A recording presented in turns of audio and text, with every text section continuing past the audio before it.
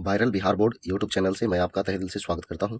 चलिए दोस्तों, आज का वीडियो जो है क्लास 10 का अर्थशास्त्र यानी इकोनॉमिक्स का चैप्टर 1 है और ये पूरा चैप्टर 1 जो है एक ही वीडियो में हम देने वाले हैं। तो कृपया करके आप लास्ट तक बने रहेंगे। सारे क्वेश्चन जो है क्वेश्चन भी कराएंगे, ऑब्जेक्टिव भी कराएंगे, सारी चीज़ों को हम आपको कराएंगे। तो थोड़ा सा लंबा वीडियो जरूर होगा, तो लास्ट तक आप बने रहिएगा। प्रयास करेंगे कि कम से कम समय में आपको पूरा किया जाए। तो चलिए स्टार्ट करते हैं। जो जो अपने सपनों को पूरा करने का साहस करता है वह हर मुश्किल को पार कर सकता है। जो अपने सपनों को पूरा करने का साहस करता है वह हर मुश्किल को पार कर सकता है। चलिए आगे बढ़ते हैं। पहला चैप्टर जो है इसका नाम क्या है? अर्थव्यवस्था एवं इसके विकास का इतिहास। अर्थव्यवस्था एवं इसके विकास का इतिहास। देखिए, अर्थव्यवस्था किसे कहते हैं? तो अर्थव्यवस्था एक ऐसा तंत्र या ढांचा है जिसके अंतर्गत विभिन्न प्रकार की आर्थिक क्रियाएं संपादित होती है, जैसे कृषि, उद्योग, व्यापार, बैंकिंग, बीमा, परिवहन, संचार आदि। आगे देखिए, ये न केवल वस्तुएं एवं सेवाओं को संपादित करती है बल्कि रोजगार के अवसर भी प्रदान करती है ताकि वे अपने आवश्यकताओं की पूर्ति कर सके। अब देखिए, आर्थिक क्रियाएं क्या होती है? तो हमारी वे सभी क्रियाएं जिनसे हमें आय प्राप्त होती है उसे आर्थिक क्रियाएं कहते हैं। अलग अलग अर्थशास्त्रियों ने अर्थशास्त्र का अलग अलग प्रकार से परिभाषित किया है। जैसे आर्थर लेविस के अनुसार जो है क्या कहा गया है? व्यवस्था का अर्थ होता है किसी राष्ट्र के संपूर्ण व्यवहार से होता है जिसके आधार पर मानवीय आवश्यकताओं की संतुष्टि के लिए वह अपने संसाधनों का प्रयोग करता है। ये किसके अनुसार है? तो आर्थर लेविस के अनुसार। आगे देखिए, ब्राउन के अनुसार क्या कहा गया है? अर्थव्यवस्था आजीविका अर्जन की एक प्रणाली है। अर्थात जो है कह सकते हैं कि अर्थव्यवस्था आजीविका कमाने की व्यवस्था है। ये किसने कहा था? तो ब्राउन के अनुसार कहा गया था। तो ये दोनों जो है अर्थशास्त्री हैं, इन दोनों को याद रखिएगा, इसलिए कि ऑब्जेक्टिव क्वेश्चन भी बन सकता है यहाँ से। आगे देखिए, दूसरे शब्दों में कहा जाए तो अर्थव्यवस्था आर्थिक क्रियाओं का एक ऐसा संगठन है जिसके अंतर्गत लोग कार्य करके अपनी जीविका चलाते हैं। संक्षेप में कहा जाए तो अर्थव्यवस्था समाज की सभी आर्थिक क्रियाओं का योग है। आर्थिक क्रियाएं के आधार पर अर्थव्यवस्था को 3 भागों में बांटा गया है: प्राथमिक क्षेत्र, द्वितीयक क्षेत्र और तृतीयक क्षेत्र। हालांकि आप आगे और बढ़ेंगे तो ये 5 क्षेत्रों तक बांटा गया है। कहाँ? कंपटीशन लेवल जाएंगे तो, लेकिन अभी फिलहाल आपको 10th में इतना ही ध्यान रखनी है: प्राथमिक, द्वितीयक और तृतीयक।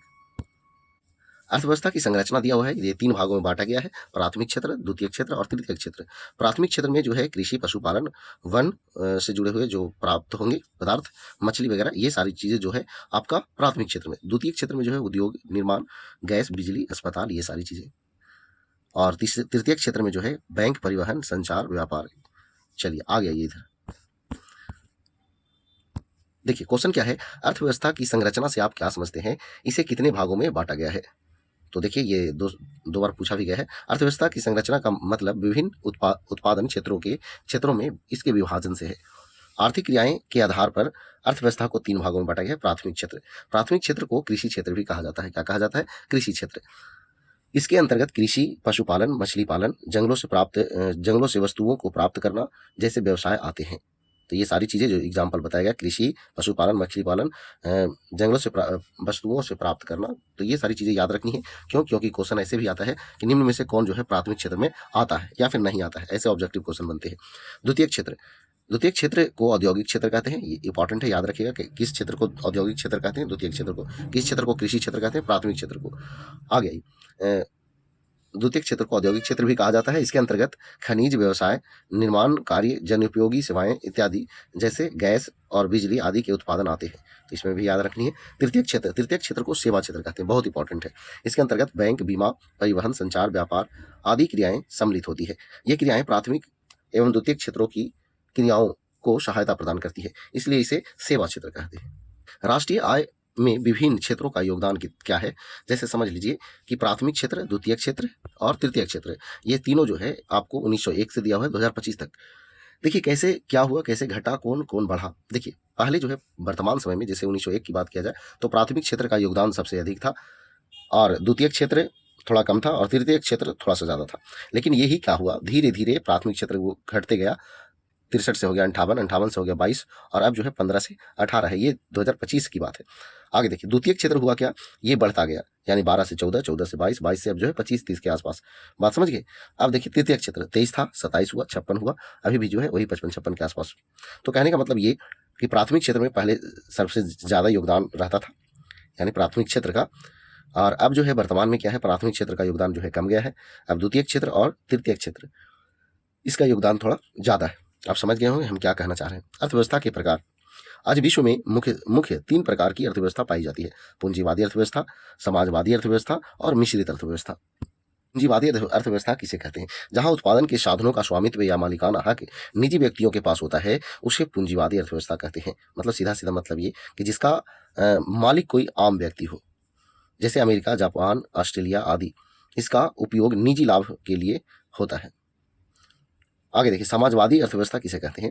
जहां उत्पादन के साधनों का स्वामित्व या संचालन देश की सरकार के पास होता है, उसे समाजवादी अर्थव्यवस्था कहते हैं। जैसे चीन, क्यूबा आदि देशों में समाजवादी अर्थव्यवस्था है, इसका उपयोग समाज कल्याण के लिए किया जाता है। मिश्रित अर्थव्यवस्था किसे कहते हैं? तो मिश्रित अर्थव्यवस्था पूंजीवादी तथा समाजवादी अर्थव्यवस्था का मिश्रण है, मतलब दोनों का ये मिश्रण है, इसीलिए तो मिश्रित अर्थव्यवस्था कहते हैं। इसमें उत्पादनों के साधनों का स्वामित्व सरकार तथा निजी व्यक्तियों के पास होता है, यानी कि दोनों के पास होता है। भारत में मिश्रित अर्थव्यवस्था पाई जाती है। आगे आई, मिश्रित अर्थव्यवस्था की मुख्य विशेषताओं का उल्लेख करें। एक बार पूछा भी गया है 2022 में। आगे, मिश्रित अर्थव्यवस्था में पूंजीवादी तथा समाजवादी दोनों का अस्तित्व होता है। मिश्रित अर्थव्यवस्था में प्रशासित मूल्य होते हैं, जिनके आवश्यकता अनुसार कम बेशी की जाती है, बिजली, रेलवे, जल, गैस इत्यादि।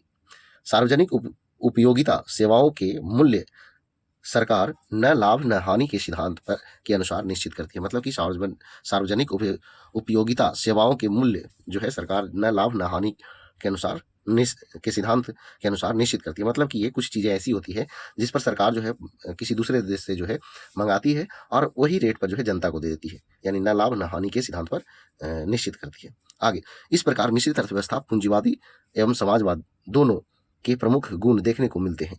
भारत जैसे देश में मिश्रित अर्थव्यवस्था अपनाई गई है। अर्थव्यवस्था का विकास। अर्थव्यवस्था के विकास के लिए 2 स्थिति हैं। पहला जो है आर्थिक विकास है और दूसरा जो है मौद्रिक विकास है। आर्थिक विकास क्या है, देखिए ध्यान दीजिए थोड़ा सा।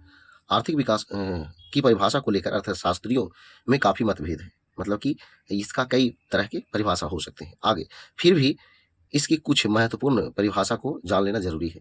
आगे देखिए, तो देखिए, विद्वान है, अर्थशास्त्री हैं, प्रोफेसर रोस्टोव के अनुसार आर्थिक विकास श्रम शक्ति में वृद्धि की दर तथा जनसंख्या में वृद्धि की दर के बीच का संबंध है। ये किसने कहा? तो प्रोफेसर रोस्टोव ने। आगे, प्रोफेसर मेयर एवं बाल्डविन के अनुसार क्या कहा गया? आर्थिक विकास एक ऐसी प्रक्रिया है जिसके द्वारा दीर्घकाल में किसी अर्थव्यवस्था की वास्तविक राष्ट्रीय आय में वृद्धि होती है। तो ये कहा गया मेयर और बाल्डविन के अनुसार। किसके एवज में? तो आर्थिक विकास के परिभाषा के संदर्भ में। आगे देखिए, आर्थिक विकास तथा आर्थिक वृद्धि में अंतर। आर्थिक विकास तथा आर्थिक वृद्धि में कोई अंतर नहीं माना जाता है। दोनों शब्दों को एक दूसरे के स्थान पर प्रयोग किया जाता है, लेकिन इधर अर्थशास्त्रियों द्वारा इन दोनों के बीच अंतर किया जाने लगा है। देखिए, श्रीमती उशैला हिक्स के अनुसार क्या कहा गया? वृद्धि, जिसको ग्रोथ कहते हैं, शब्द का प्रयोग आर्थिक दृष्टि से विकसित देशों के संबंध में किया जाता है, जबकि विकास यानी डेवलपमेंट शब्द का प्रयोग विकासशील देशों के संबंध में किया जाता है। मतलब कि ये जो वृद्धि है वो विकसित देशों में प्रयोग होता है और विकास जो है आपका विकासशील देशों में प्रयोग होता है। ये किनके अनुसार कहा गया है? श्रीमती उशैला हिक्स के अनुसार कहा गया है, तो याद रखिएगा। आगे देखिए, डॉक्टर ब्राइट सिंह ने क्या कहा है कि ग्रोथ शब्द का प्रयोग विकसित देशों के लिए किया जा सकता है। यही खाली सिर्फ कहा गया है। आगे, भारत में आर्थिक विकास का श्रेय जो है आर्थिक नियोजन को जाता है। आर्थिक विकास क्या है? आर्थिक विकास तथा एवं आर्थिक वृद्धि में अंतर बताएं। आर्थिक विकास का अर्थ है किसी देश या किसी क्षेत्र में जीवन स्तर में सुधार, उत्पादन क्षमता में वृद्धि और अर्थव्यवस्था की संरचना में सकारात्मक और दीर्घकालीन परिवर्तन। आर्थिक विकास के मुख्य उद्देश्य अर्थव्यवस्था के समस्त क्षेत्रों में उत्पादकता का ऊंचा स्तर प्राप्त करना होता है। इसके लिए विकास प्रक्रिया को तेज करना पड़ता है। अब आर्थिक विकास एवं आर्थिक वृद्धि में अंतर। आर्थिक विकास विकासशील देशों में विकास से संबंधित है, जबकि आर्थिक वृद्धि जो है विकसित देशों के विकास से संबंधित है। आगे देखिएगा, आर्थिक विकास में आकस्मिक तथा रुक रुक कर परिवर्तन आते हैं, जबकि आर्थिक वृद्धि एक क्रमिक दीर्घकालीन स्थिर प्रक्रिया है। आर्थिक वृद्धि के अंतर्गत उत्पादकता में वृद्धि होती है, जबकि आर्थिक विकास के अंतर्गत उत्पादकता में वृद्धि के साथ साथ तकनीकी और संस्थागत परिवर्तन भी होता है। तो ये जो है ये क्वेश्चन आपका हुआ पूरा। समावेशी विकास से आप क्या समझते हैं? 2016 में पूछा भी गया है। आर्थिक विकास की जिस प्रक्रिया में समाज के सभी वर्गों का जीवन स्तर ऊंचा हो तथा समाज का कोई भी वर्ग विकास के लाभ से अछूता नहीं रहे, तो ऐसे विकास की प्रक्रिया को समावेशी विकास कहते हैं। मतलब सीधा सीधा आप यही समझ सकते हैं, समावेशी विकास के मतलब यही हुआ कि समाज के सभी वर्गों को लाभ पहुंचे, सारी चीजों में लाभ पहुंचे, लाभ मिले। आगे, सतत विकास क्या है? ब्रुंडलैंड आयोग के अनुसार ऐसा विकास है जो वर्तमान पीढ़ी की आवश्यकताओं को भविष्य की पीढ़ियों की जरूरतों से समझौता किए बिना पूरा करता है, उसे सतत विकास कहते हैं। अर्थात ऐसा विकास जो जारी रह सके और टिकाऊ बना रह सके। तो ये जो है सतत विकास है। सतत विकास क्यों आवश्यक है? तो देखिए, किसी भी देश के विकास में प्राकृतिक संसाधन जैसे जल, वायु, जंगल, पेट्रोल, कोयला आदि, गैस आदि का उपयोग होता है, जिसके अत्यधिक उपयोग से आगे आने वाली पीढ़ी प्राकृतिक संसाधन से वंचित हो सकती है। इसका अत्यधिक उपयोग पर्यावरण प्रदूषण की समस्या को बढ़ा सकता है। इससे जीवन एवं भविष्य का विकास प्रभावित होता है। अतः सतत विकास अति आवश्यक है। मतलब सतत विकास जो है बहुत जरूरी है। आगे, आर्थिक नियोजन क्या है? नियोजन के मुख्य उद्देश्य क्या है? देखिए, कई बार पूछा गया है, 6 बार जो है ये क्वेश्चन पूछा गया है, तो ये इंपॉर्टेंट है, ध्यान रखिएगा। देश की प्राथमिकताओं के अनुसार देश के संसाधनों का विभिन्न विकासात्मक क्रियाओं में प्रयोग करना ही आर्थिक नियोजन कहलाता है। इसका मुख्य उद्देश्य क्या है? संसाधनों का सही तरीके से उपयोग करना, आय के स्रोतों को बढ़ाना, फिर सामाजिक कल्याण से संबंधित कार्यों के लिए भी राशि का आवंटन करना, प्रत्येक क्षेत्र के विकास के लिए योजना का निर्माण करना। तो ये जो है आर्थिक नियोजन का मुख्य उद्देश्य था। चलिए आगे बढ़ते हैं। भारत में नियोजन मतलब योजना और समय, ये क्या है? पहली पंचवर्षीय योजना। पंचवर्षीय योजना क्या होती है? तो सरकार के द्वारा 5 वर्ष के लिए कोई योजना बनाई जाती है कि किस किस क्षेत्र में कितनी राशि जो है मतलब कि किस क्षेत्र में कितनी राशि जो है दिया जाए, ताकि जो है उस क्षेत्र का विकास किया जाए। तो पंचवर्षीय योजना वही 5 साल के लिए योजना बनाई जाती है। और ये योजना जो है प्रारंभ में योजना आयोग बनाता था, लेकिन अब उसका नाम जो है बदल गया है, नीति आयोग हो गया है। ये सारी चीज़ें आगे आपको मिलने वाली है। तो फिलहाल आप देखिए, पहली पंचवर्षीय योजना का समय जो था 51 से 56 था, दूसरा का 56 से 61 था, और 7वीं पंचवर्षीय योजना इसका जो है 85 से 90, और 10वीं जो है 2002 से 7, और 11वीं जो है 7 से 12, और 12वीं जो है 12 से 17। ये ध्यान रखना है। ये सब इंपॉर्टेंट पंचवर्षीय योजना है जो आपको पूछ सकता है। हालांकि सारी पंचवर्षीय योजना जो है आपको नहीं पूछेगा, इसमें से जो इंपॉर्टेंट है वही, हालांकि ज़्यादा होगा तो फिर आप कमेंट करिएगा। सभी याद करने के लिए होगा तो ट्रिक से याद कराया हुआ है, वो आपको फिर हम लिंक जो है कमेंट बॉक्स में दे देंगे। चलिए आगे बढ़ते हैं। योजना आयोग क्या है? तो भारत में आने वाले 5 वर्षों के लिए आर्थिक विकास की योजना बनाने वाले आयोग को योजना आयोग कहते हैं। इसका पदेन अध्यक्ष जो है देश के प्रधानमंत्री होते हैं। पदेन अध्यक्ष का कहने का मतलब ये हुआ कि पदेन अध्यक्ष के मतलब ये हुआ कि एक पद पर रहते हुए दूसरा पद ग्रहण करना। तो पहले जो है प्रधानमंत्री के पद पर वो आसीन होते हैं, इसके बाद योजना आयोग के वो अध्यक्ष भी होते हैं। आगे, भारत में योजना आयोग का गठन जो है 15 मार्च 1950 को हुआ था, और प्रथम प्रधानमंत्री पंडित जवाहरलाल नेहरू जो प्रथम योजना आयोग के अध्यक्ष हुए थे। सरकार ने 1 जनवरी 2015 में योजना आयोग का नाम बदलकर नीति आयोग कर दिया है। नीति आयोग के प्रथम अध्यक्ष जो है प्रधानमंत्री नरेंद्र मोदी हुए हैं। आगे देखिए, राष्ट्रीय विकास परिषद या एनडीसी, ये क्या है? ध्यान समझिएगा। भारत में राष्ट्रीय विकास परिषद का गठन 6 अगस्त 1952 को किया गया था।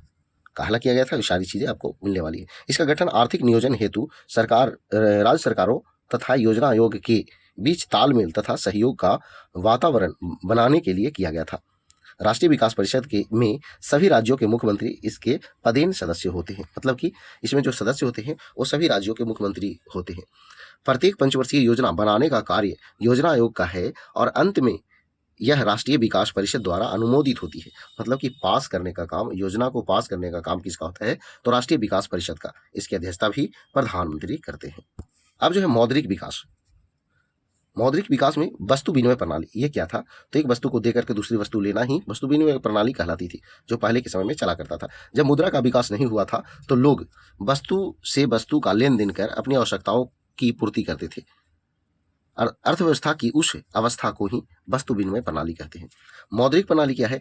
वस्तु विनिमय प्रणाली में लोगों को अनेकों तरह की कठिनाइयों का सामना करना पड़ता था। मतलब कि जब पहले समय में यानी कि मुद्रा का विकास नहीं हुआ था तो कई कठिनाइयों का सामना करना पड़ता था जब मुद्रा नहीं होता था। तो अतः लोगों ने मुद्रा से वस्तुओं एवं सेवाओं का विनिमय करना शुरू कर दिया, उसे ही मौद्रिक प्रणाली कहते हैं। मतलब ये कि मुद्रा जो है से वस्तुओं का लेन देन फिर हो गया, उसी को मौद्रिक प्रणाली कहते हैं। बैंकिंग प्रणाली क्या है? अधिक मात्रा में मुद्रा को एक स्थान से दूसरे स्थान, एक स्थान अपने साथ एक जगह से दूसरे जगह ले जाने में काफ़ी कठिनाई होती थी।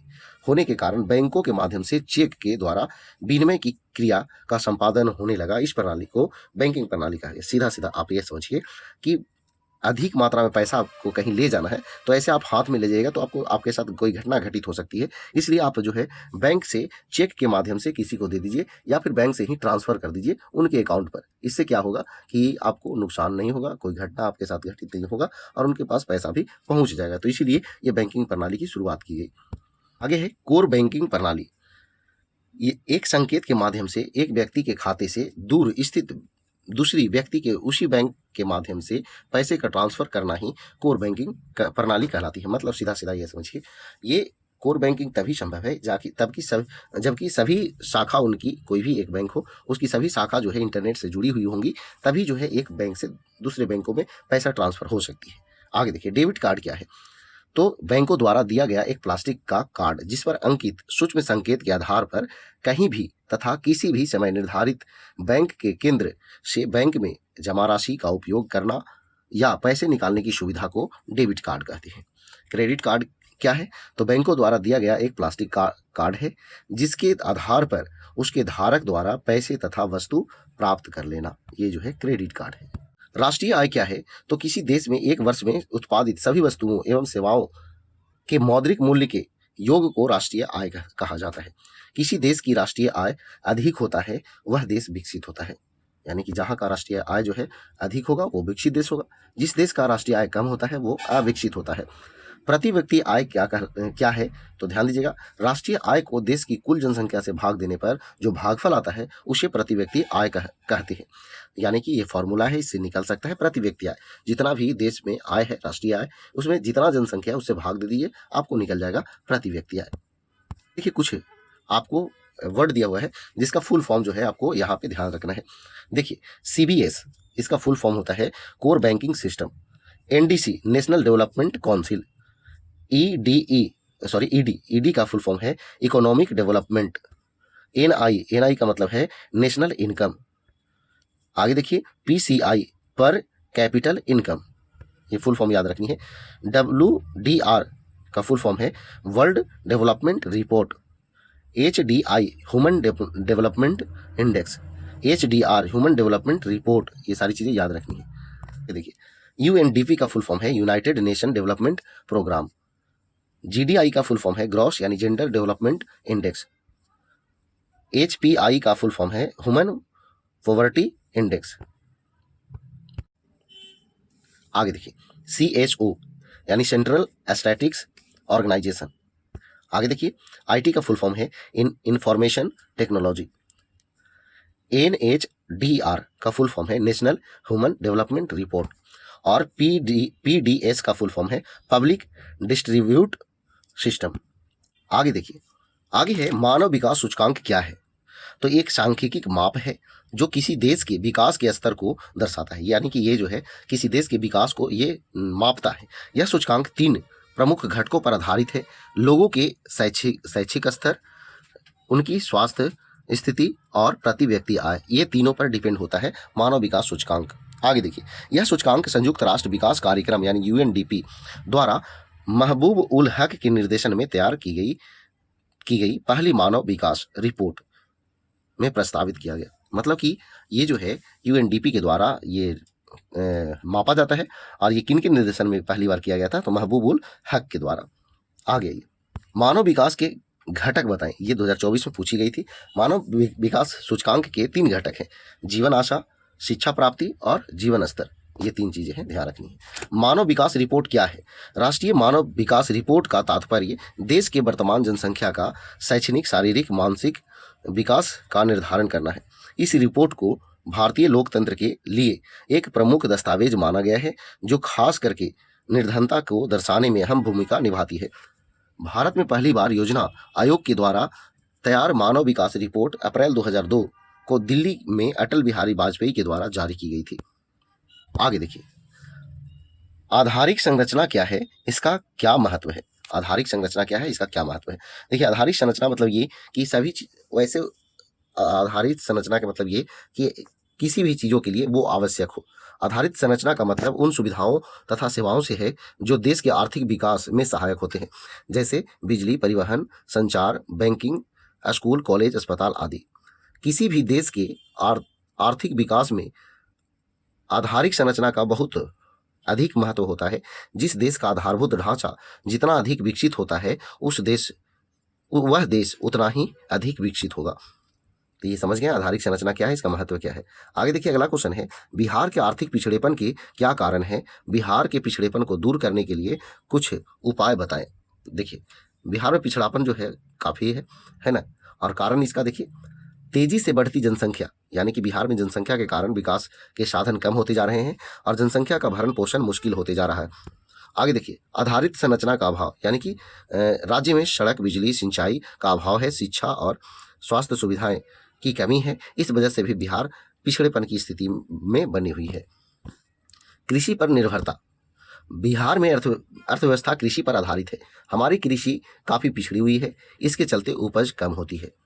बाढ़ सुखाड़ में क्षति, प्रतिवर्ष बाढ़ एवं सुखाड़ से बिहार में लाखों करोड़ों की संपत्ति बर्बाद हो जाती है। बिहार में खासकर उत्तरी बिहार में नेपाल से आए जल से बाढ़ आती है। आगे अगला है आपका औद्योगिक पिछड़ापन।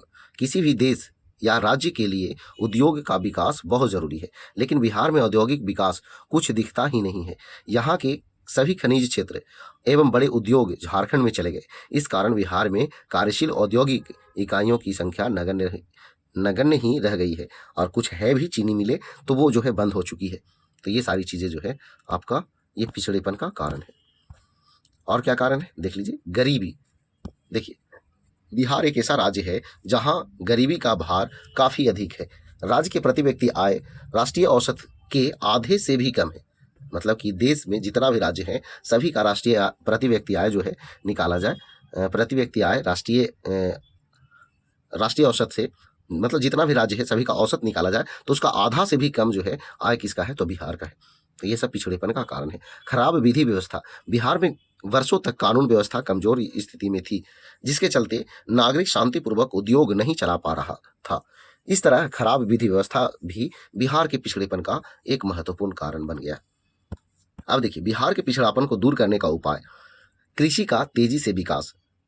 कहा जा रहा है कि कृषि का विकास कीजिए तेजी से, तो स्वाभाविक है कि पिछड़ेपन दूर होगा। चूंकि बिहार कृषि प्रधान राज्य है और अभी भी 68% आबादी कृषि पर निर्भर है, अतः कृषि के आधुनिकीकरण अति आवश्यक है।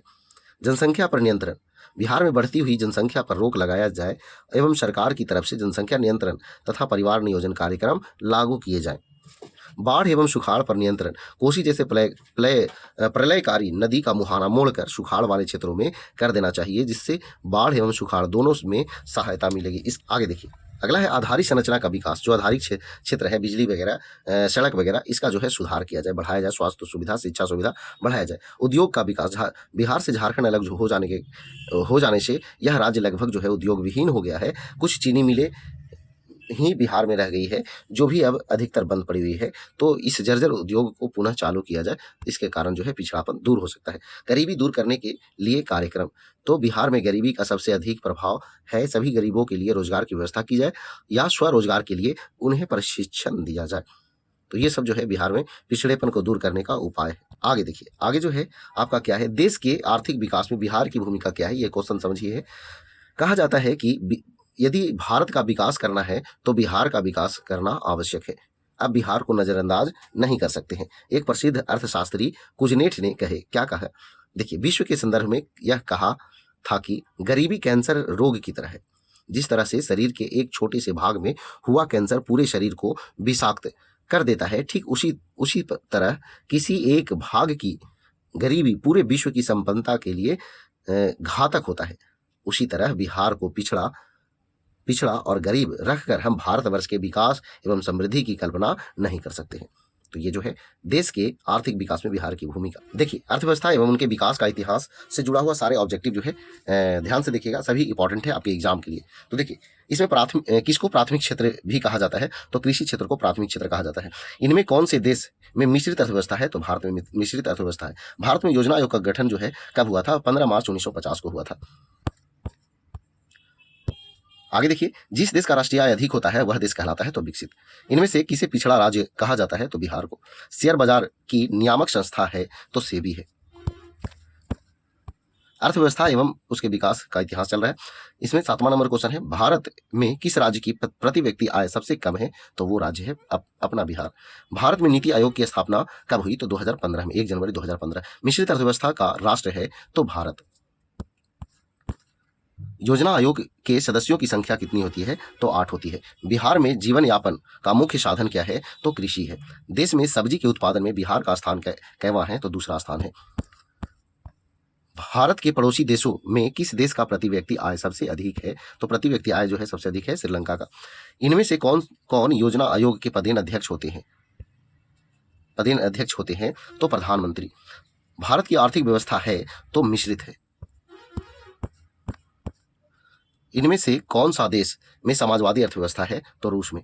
सम्यक विकास की प्रक्रिया संबंधित है तो सभी वर्ग से। गरीबी कैंसर रोग की तरह है, किसने कहा था? तो ये कुजनेथ ने कहा था। किस क्षेत्र को द्वितीय क्षेत्र कहा जाता है? तो उद्योग क्षेत्र को द्वितीय क्षेत्र कहा जाता है। 11वीं पंचवर्षीय योजना की अवधि क्या है? तो 2007 से 2012। किस क्षेत्र को तृतीय क्षेत्र कहा जाता है? तो सेवा क्षेत्र को। एक अर्थव्यवस्था का सृजन होता है तो इन सभी संसाधनों द्वारा, यानी कि प्राकृतिक संसाधनों द्वारा, भौतिक संसाधनों द्वारा, मानवीय संसाधनों द्वारा, यानी इनमें से सभी। राष्ट्रीय विकास परिषद का गठन कब हुआ? तो 1952 में।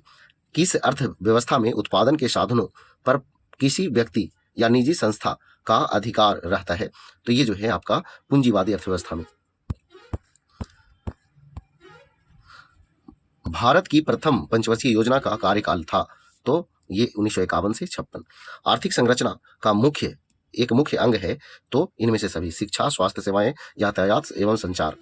आर्थिक क्रियाओं का उद्देश्य होता है तो क्या उद्देश्य होता है? तो जीविकोपार्जन। आगे देखिए, पशुपालन एवं मत्स्य पालन किस क्षेत्र का अंग है? तो ये प्राथमिक क्षेत्र का। निम्नांकित में कौन सामाजिक संरचना का अंग है? तो यह जो है सभी। शिक्षा, प्रशिक्षण, स्वास्थ्य सेवाएं, आवास, सभी। सामान्यतः किस देश के विकास का स्तर किस आधार पर निर्धारित किया जाता है? तो ये जो है प्रति व्यक्ति आय पर भी, साक्षरता दर पर भी और स्वास्थ्य स्थिति पर भी, यानी सभी पर। आगे देखिए, अर्धविकसित देशों की कार्यशील जनसंख्या का अधिकांश भाग संलग्न रहता है तो प्राथमिक क्षेत्र में। निम्नलिखित में कौन मिश्रित अर्थव्यवस्था की विशेषता है? तो निजी क्षेत्र और सार्वजनिक क्षेत्र दोनों। स्वतंत्रता प्राप्ति के बाद भारत का मुख्य आर्थिक उद्देश्य क्या है? तो इनमें से सभी। तीव्र आर्थिक विकास, उत्पादक रोजगार सृजन और निर्धनता निवारण, यानी कि सभी।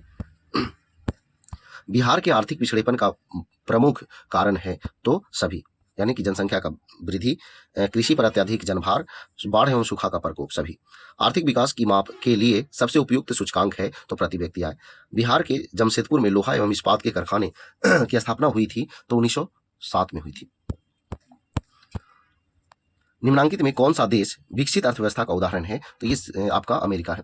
विश्व पर्यावरण एवं विकास आयोग की स्थापना कब हुई थी? तो 1983 में हुई थी। आर्थिक समृद्धि का संबंध है तो आर्थिक समृद्धि का संबंध है सामाजिक संस्थाएं से।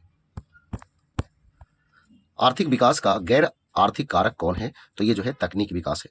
जीवन की भौतिक गुणवत्ता का सूचक है, जीवन की भौतिक गुणवत्ता का सूचक है तो जीवन प्रत्याशा, शिशु मृत्यु दर, मूल मंत्र, यानी ये सभी। तो इस तरह से जो है ये चैप्टर जो है समाप्त हुआ, यानी ऑब्जेक्टिव जो है इस तरह से समाप्त हुआ। तो चलिए दोस्तों, अगर वीडियो पसंद आया तो वीडियो को लाइक करें, दोस्तों शेयर करें। देखिए, एक बात हम ये बताना चाहते हैं, हम आपको काफ़ी कम समय में पूरा चैप्टर रिवीजन कराने का प्रयास करते हैं और पूरा जो है कवर कराने का प्रयास करते हैं। तो अगर कम समय में पूरा चीज़ें चाहिए तो हमारे साथ जुड़ सकते हैं, हमारे चैनल को सब्सक्राइब कर सकते हैं। तो आज भर इतना ही। जय हिंद, जय भारत, वंदे मातरम।